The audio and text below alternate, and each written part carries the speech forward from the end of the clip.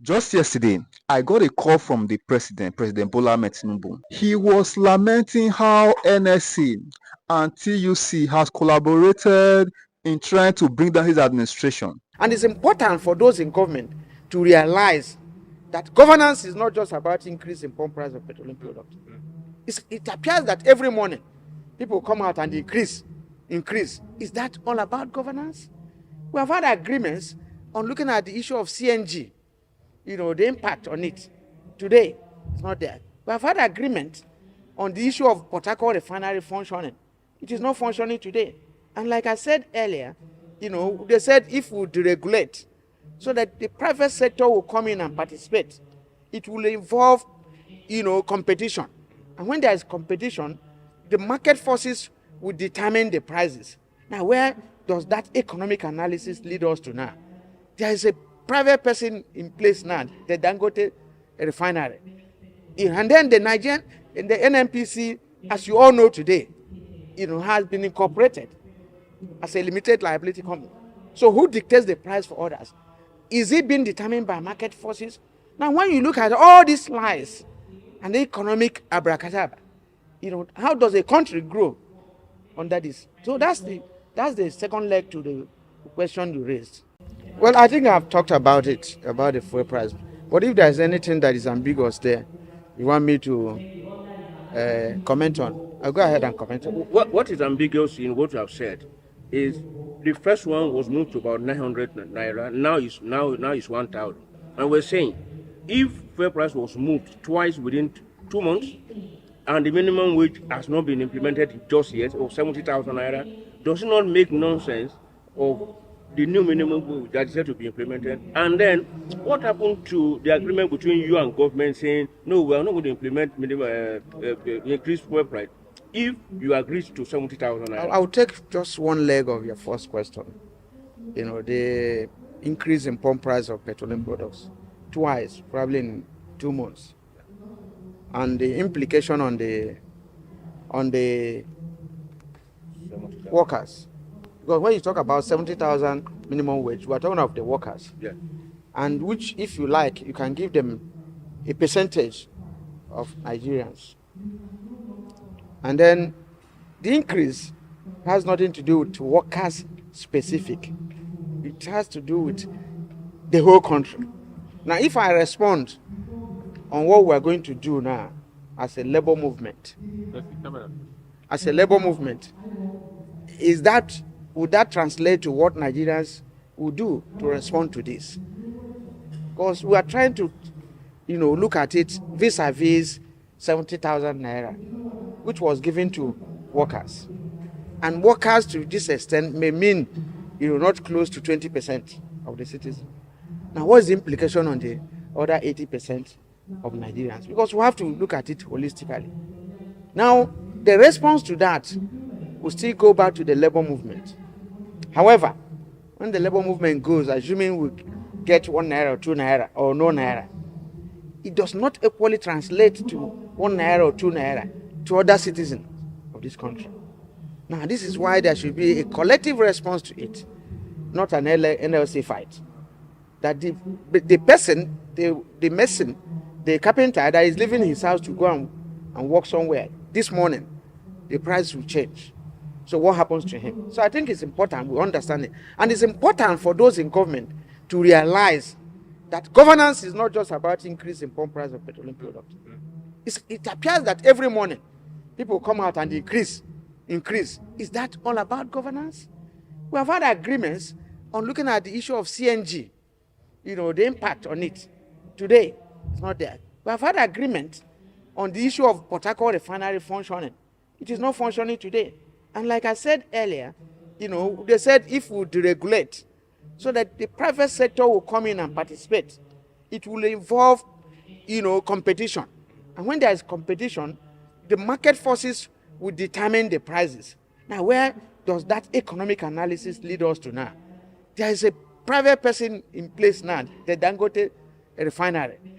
And then the Nigerian, the NNPC, as you all know today, has been incorporated as a limited liability company. So who dictates the price for others? Is it being determined by market forces? Now, when you look at all these lies and the economic abracadabra, how does a country grow under this? So that's the second leg to the question you raised. I don't know whether you need further clarification. President, coming to your premises yesterday, I saw that NLC also benefited from the CNG buses. From the CNG buses. Yes. What are you going to do with those 2 CNG buses? You deploy it to government said they have given us. How many did you get? Government said they have given us 20 CNG buses.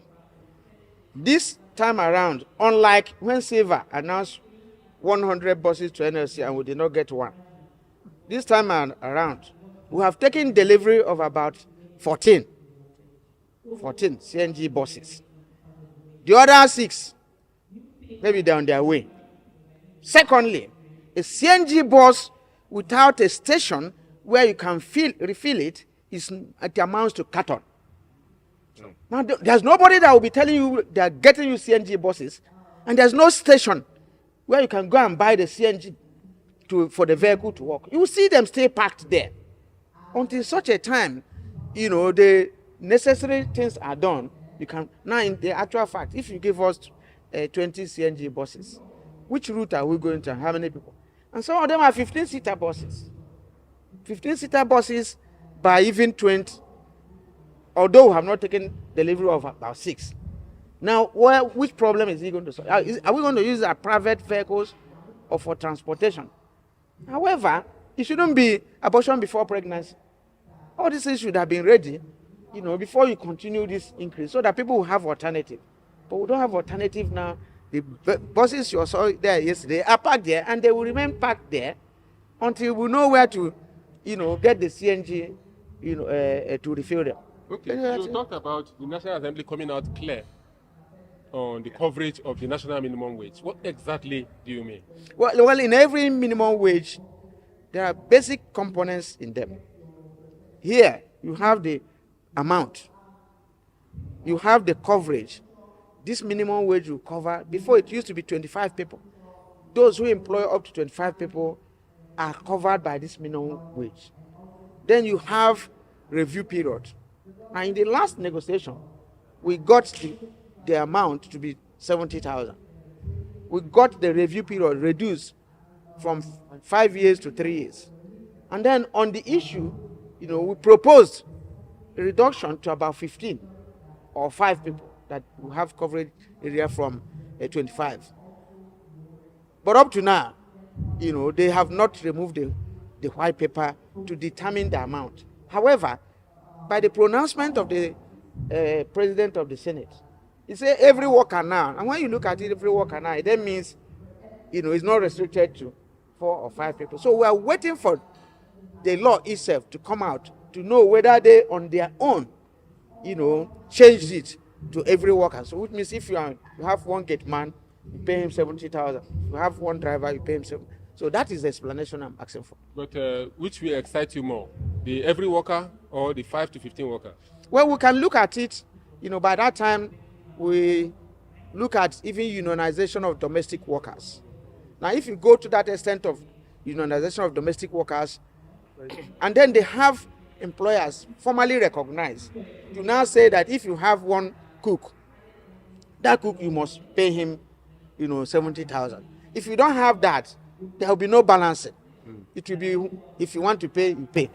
So it has to be, we should have employers there. You can't have employees without employers association where this will be discussed. So that's our approach to it. So finally, on the book, on the presentation of the tripartite by one of you. One of us.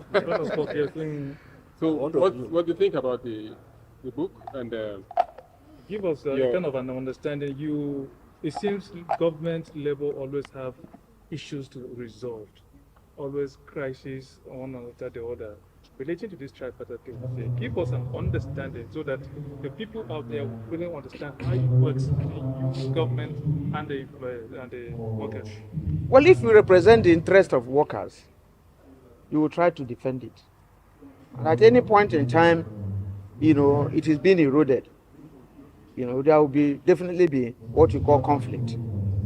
And that conflict, the essence of having a tripartism is for its resolution. the conflict. Now, but the problem is that the role of government is so ambiguous, because government doubles as an employer and a regulator. Now, it is difficult for you to be an employer and a regulator. It then means we are coming to your court. When we have a problem, we come to your court. Meanwhile, you are the worst offender in this case. So that is the challenge we have in this instance. And the workers are still at the receiving end. Now, I was coming from the NIC program now, and I said, why would NIC give injunctions against NLC plan to protest over the increase on pump price of petroleum products? That they should take responsibility because of those injunctions on the suffering of people today. I ask further, can the NLC get injunction from the same court restraining government from increasing? And the answer is heck no. So you can see that the industrial relation climate, the tripartism, is not balanced. It's like two legs against one. And in such a situation, what you call conflict or disagreement will continue to emerge. Because the employers, even at this negotiation we had, the employers will always be employers. Whether it is, in the case of Nigeria, it is even worse. Whether it is the Nigerian Employers Association, whether it is state governors, whether it is federal government, these are employers, and they will maintain one position against labor. So you can see that it is not an even, system. Yes. So the industrial relation climate in Nigeria is not even and doesn't give everybody equal protection. There's somebody that will always be at the receiving end, and in most instances, it goes back to the worker. According to him, the current fuel price is not the making of his administration, but rather the making of Dangote Refinery and the decision by the NNPC to take back seats. The Deputy President 1 of Trade Union Congress of Nigeria, the Secretary General, Trade Union Congress of Nigeria, the Trustee, Trade Union Congress of Nigeria, the Chairperson, TUC Women Commission, members of various affiliates of Trade Union Congress of Nigeria here this afternoon. Thank God we are here to kickstart this particular press conference. Gentlemen of the press, the press conference is literally about the state of the nation. So we are here to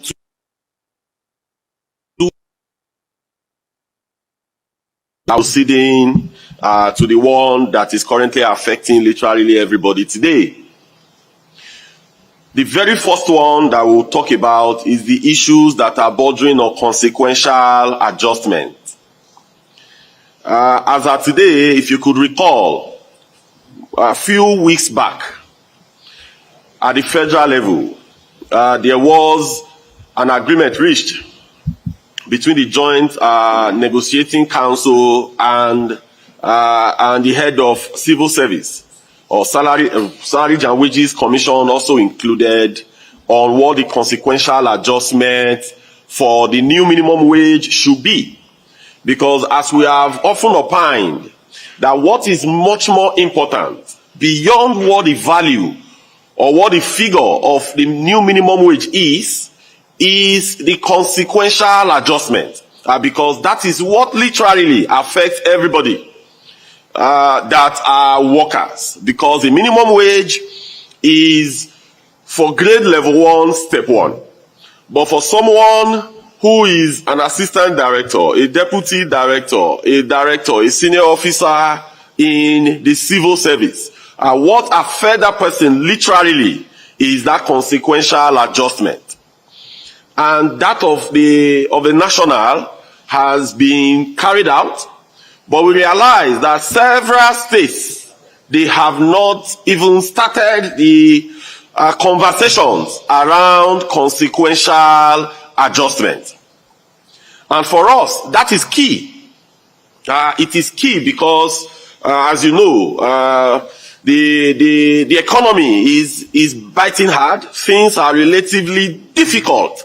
And that was one of the ways we could have ameliorated the challenges that workers are subjected to.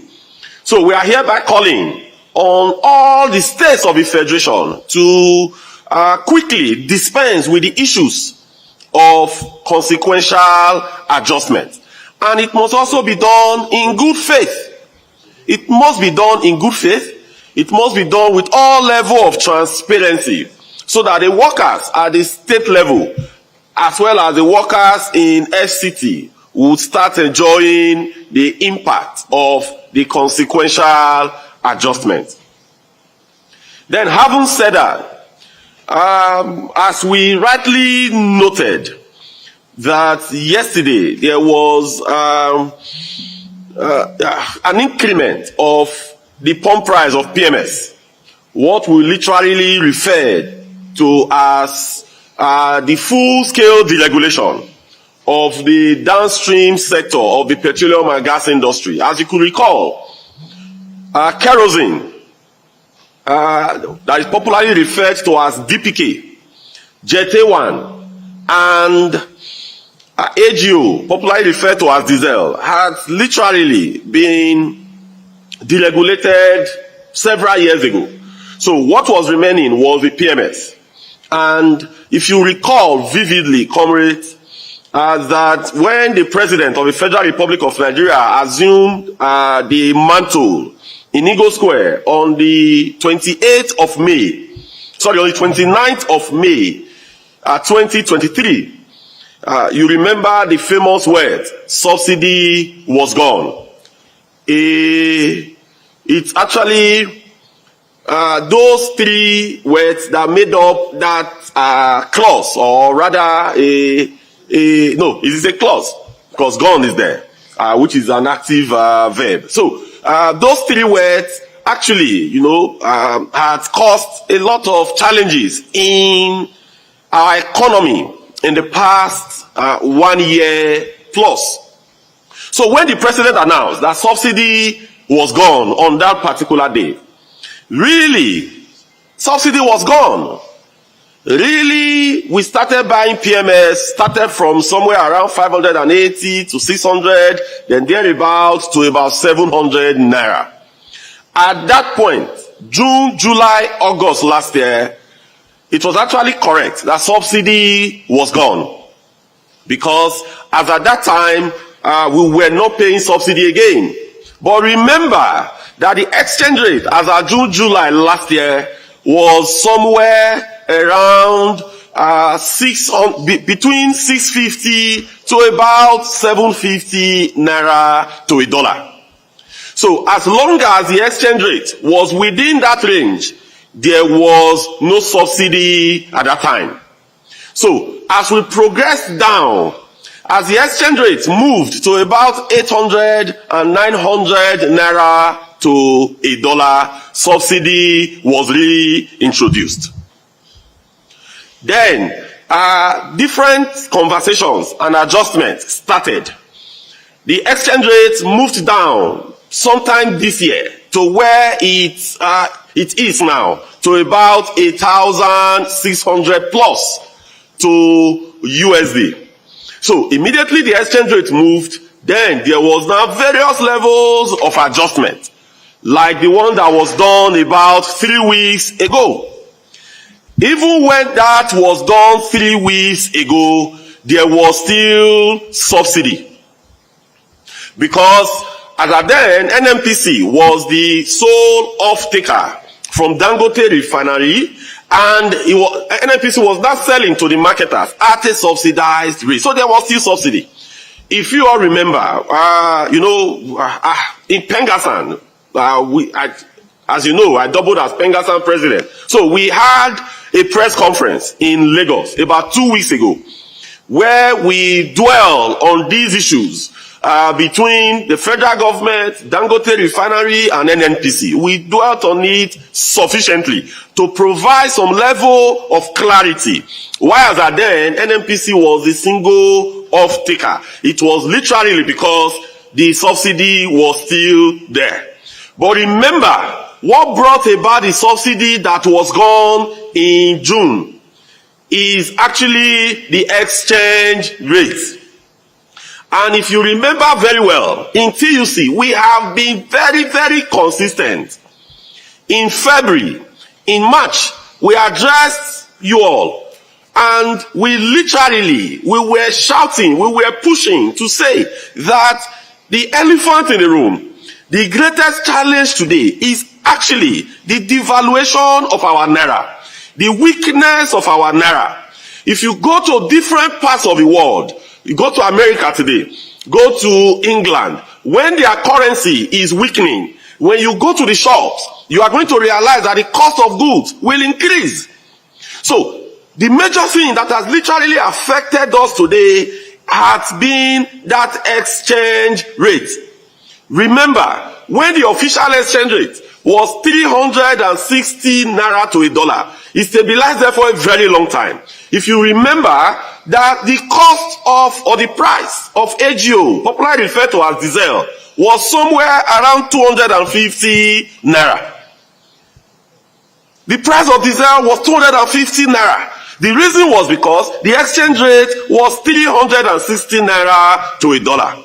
But today, the price of diesel hover between 1,200 to 1,400. The reason it oscillates between that is because our exchange rate has plummeted to where it is today.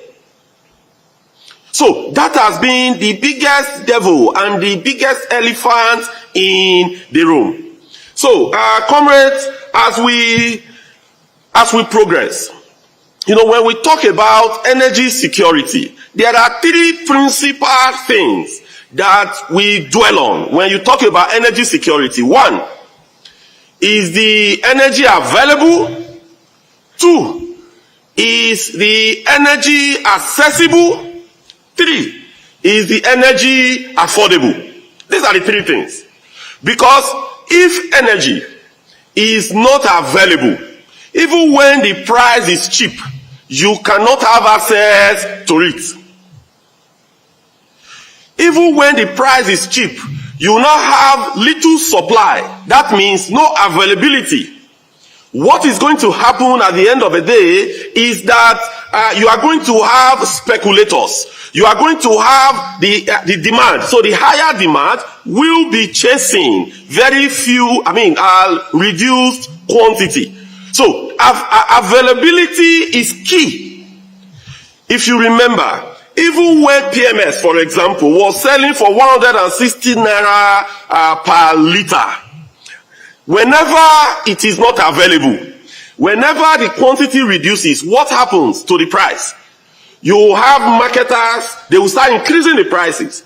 In fact, in some places, they will leave 165 naira in the pump, but they will not be using calculator to calculate for you because you will buy more. By then, you are going to have black marketers who are profiteering from the system. The reason is because the energy is not available. The product is not available. So when it's not available, you always have distortion in the market. So we must do everything possible to address the availability. Today, the challenge that we are facing today, that you still see queues, even when the last time the price was increased. But we still have queues, literally, in every part of Nigeria. The reason we have queues in every part of Nigeria is because of the non-availability. Because if you look at this chart, we obtained it from our members that are Pengassan members, that is an affiliate of TUC, working in NMDPROA. Remember, NMDPROA is the regulator of the downstream sector of the oil and gas industry. If you look at the truckload from Dangote refinery, since we started obtaining this product from Dangote, if you look at it, it is somewhere average of about 8 million liters per day. That is what we get out from Dangote refinery. So I can avail members of the press a copy. So this is what we get out from Dangote refinery. So because we get this out from Dangote refinery, and literally, importation was paused. So, but our daily consumption as a country, at a time it was put at 50 million liters per day. At a time it was put at 45 million liters per day. But we think that with about 35 million liters, we should be fine and we should be okay as a country. So, if what we need as a country per day is 35 million liters, and what is shipped out from Dangote refinery is average, because at times you have 11 million liters, at times you have 5.09 million liters, 8.55 million liters. But this is not sufficient. It cannot take us as a country. So because of what we ship out from Dangote refinery on a daily basis is not sufficient, that is actually why today we still have queues cut across all parts of the country. Because of the issue we talked about earlier, the issue of availability. Then also, on the issue of accessibility, at a time it was only NNPCL that was the sole off-taker from Dangote refinery. When you talk to Ipman, they tell you that they don't have access to get this product out from the refinery. When you talk to Mema, when you talk to Dapman, the story literally was the same. So we had challenges regarding accessibility. Then the last one is the issue that dwells on affordability. And affordability is key to us because energy PMS today in Nigeria literally is used by every single household. Even a household that doesn't have a car, you are going to have a pass my neighbor generator because of our light issues as a country. The welder on the street, the vulcanizers that are working literally everywhere, literally depends on this product to be able to survive. The barber that is out there depends on this product. So, PMS cut across every strata of the society, from the rich, the middle class, and the poor. So, is one thing that is key for the survival of an average Nigerian. So, the issue of affordability is key. And as we have said, that the affordability today, the major challenge in that affordability today is actually the exchange rate. If the sector is fully deregulated and our exchange rate is 1,200 naira to $1, PMS today will be selling for below 700 naira. With the effect of Dangote coming on stream, even with 1,200.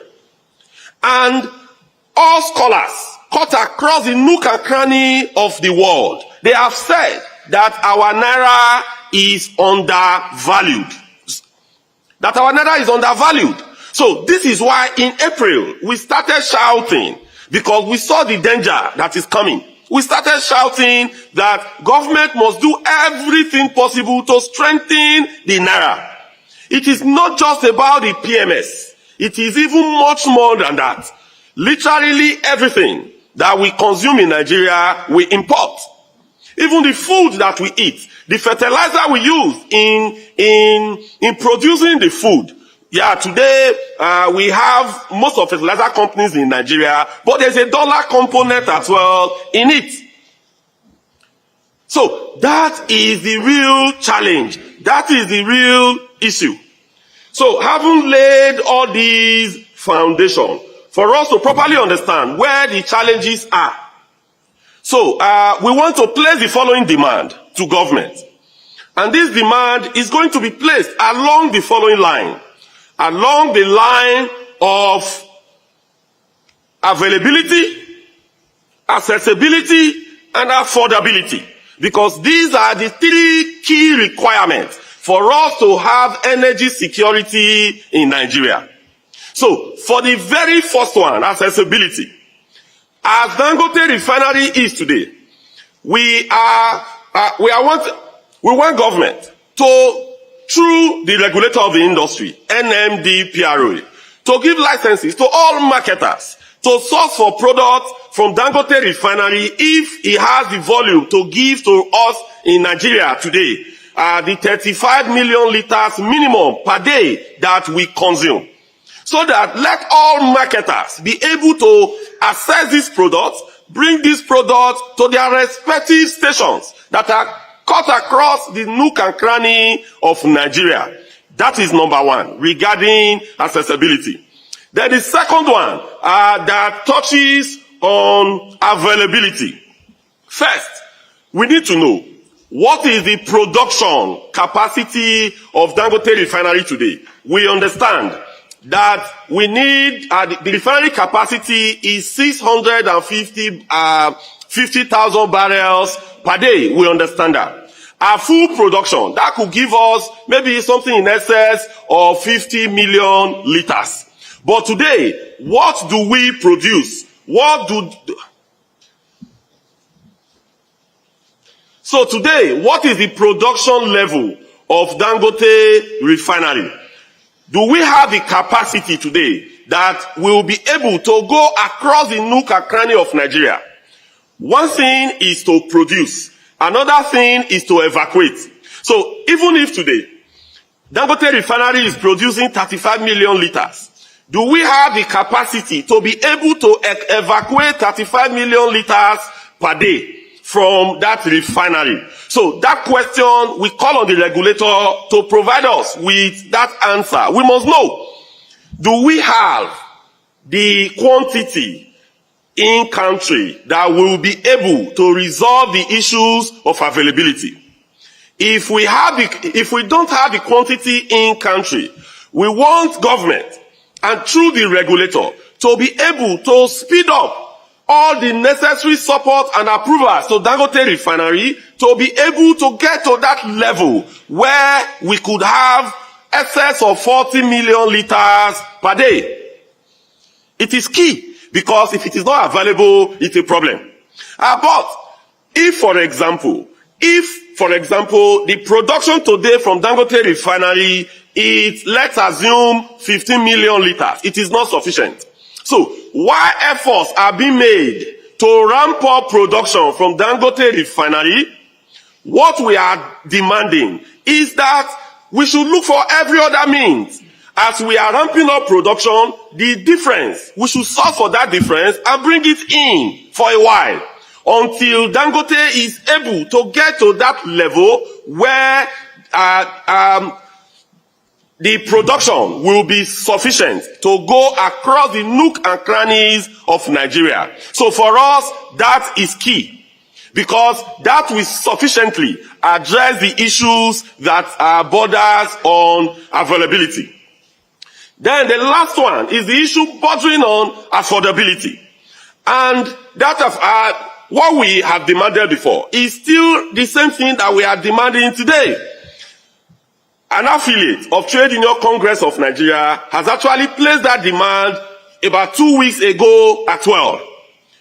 Like I said here, if government today makes a special intervention in that sector by giving effects to Dangote refinery at 1,200 naira to $1, PMS price today is going to crash much more below 700 naira to per liter of PMS. So the demand is that government should create a special FS scheme for that purpose. There is no government in the world that doesn't intervene in its critical sector.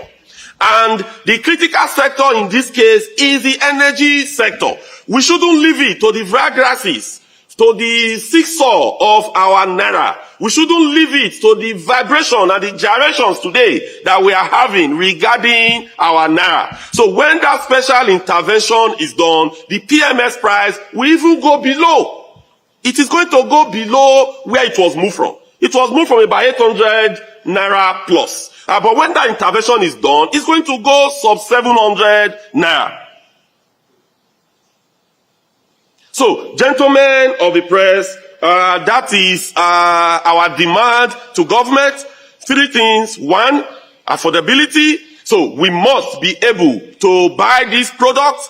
We want the price of a product to go even below where it was before. Not just reverse even where it was before. But it will go below if we attend clearly to the issues that are bordering on FX. Some of you may ask, why FX again? Government said they are selling crude to Dangote refinery using, with our local currency, Naira. But, you know, crude is priced in international product.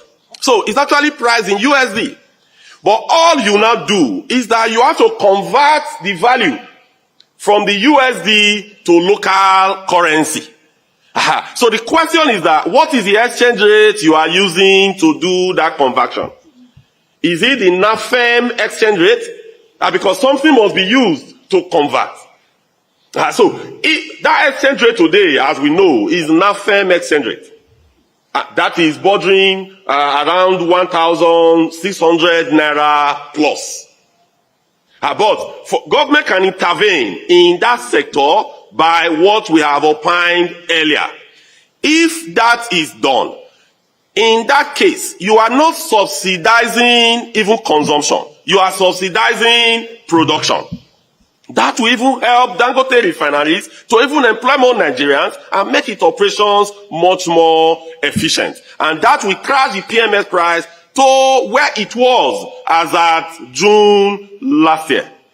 Thank you so much, gentlemen of the press. We appreciate it. Thank you. Yes, there's 3 questions. Okay, we'll just attend to a few questions in no particular order. Thank you, sir.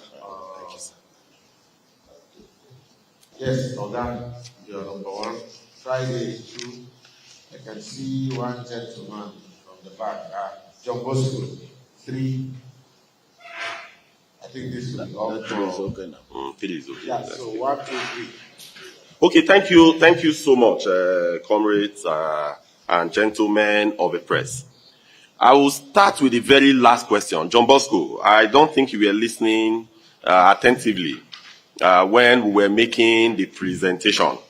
That what we are demanding for is even much more. When you say reversal to where?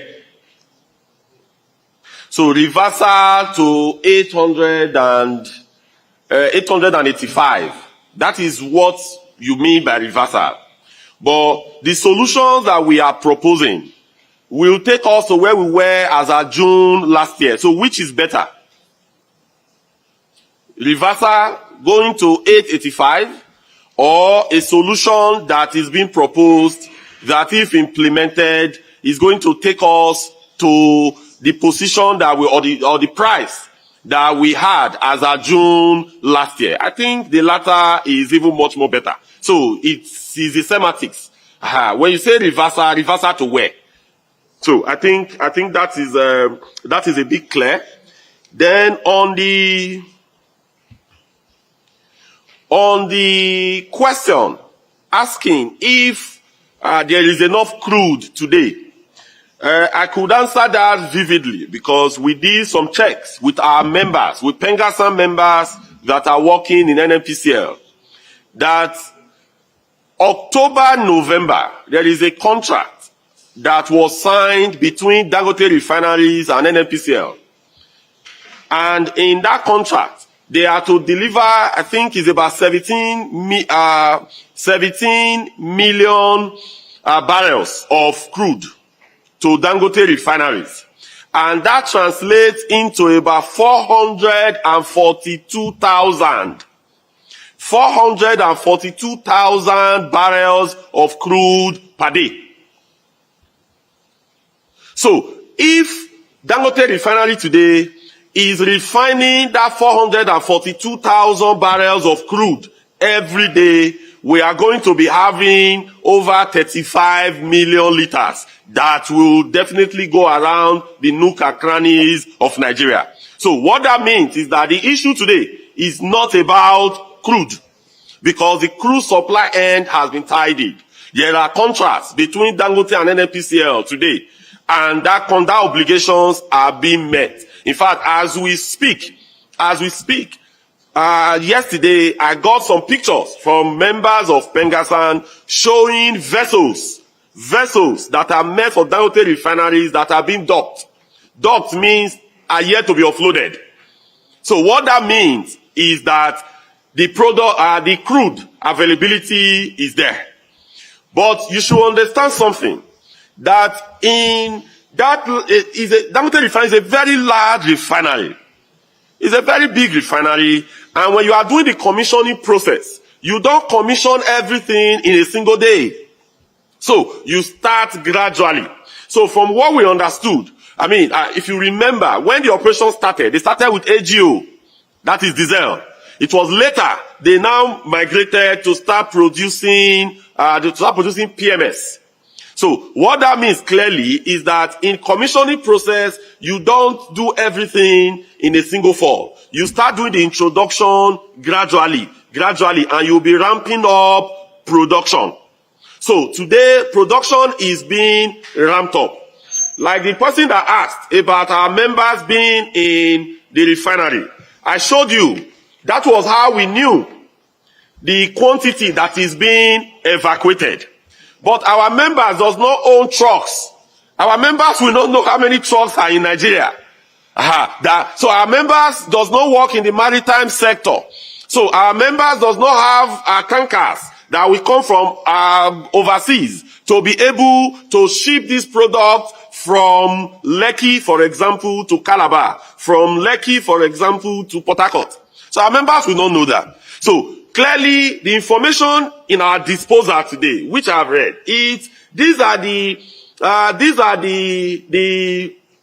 quantities that are being offloaded on a daily basis. So that is fully known by our members, and that is why we have this data that we have presented to you this afternoon. But in terms of the logistics on how to evacuate, that is not the function of our members, because truck owners varies. So is the problem today, is it because of trucking? Let's assume Dangote refinery is producing 35 million liters per day. Do we have the trucks to be able to evacuate them?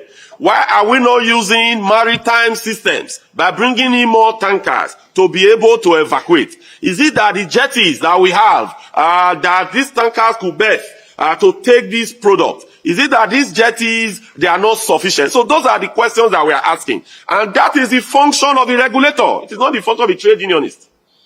It's not the function of the trade union. It's actually the function of the regulator. That is why those regulators are created. So it is their responsibility to let us know. Yes, our members are working there. We could get unofficial information, but they should put the official information out there, because that is necessary and that is key. Then in terms of the Port Harcourt refinery, as you know, several dates have been given on when the refineries will start. Several dates have been given, but those dates have not been met. The only thing that we can confirm today is that work is actually going on in the refinery. If you go to Port Harcourt refinery, a lot of work is actually going on there. You have over 2,000 people hired by the contractors that are working in the facility. If today, for example, the Port Harcourt refinery we have been talking about that we come into product or operations is actually the old Port Harcourt refinery. The quantity that it will add to our stream is very limited. So let's not be lost with the fact that if Port Harcourt refinery start working today, the PMS challenge will be solved. No. I'm not sure that the total PMS that will come out from that old Port Harcourt refinery will be up to 5 million liters. But it is good. It needs to work. Even if it is serving just the South region, it is okay. So it needs to work. Even if it's 2 million liters that it is bringing into the stream, it is something. It needs to work. So even as they are working on the old Port Harcourt refinery, effort must also be made. They are also working on the new one as well.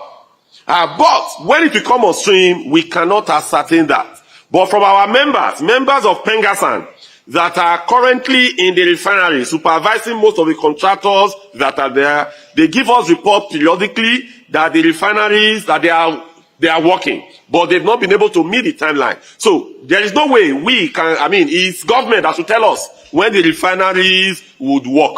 But all we know as of today is that there is work going on there, but when it will come on stream, we will not be able to ascertain that. Okay, I think literally we've attempted to go through, we've attempted to the Port Harcourt refinery working, the issue of exchange rate and affordability. I think we've also talked about that. I think literally we've gone through it. Thank you so much, gentlemen of the press. We appreciate it. There is victory for all. Victory. There is victory for all. In the struggle for our members, there is victory for all. Forward. Forward ever. Backwards never. In the struggle for our members, there is victory. Solidarity forever. Continue. But I told him that look, Nigerians are in pain and the hunger is severe, and they do not expect the NLC and TUC to fold their arms and watch their members, their workers, languish in penury over the hardship that was initiated and brought upon Nigerians by his administration.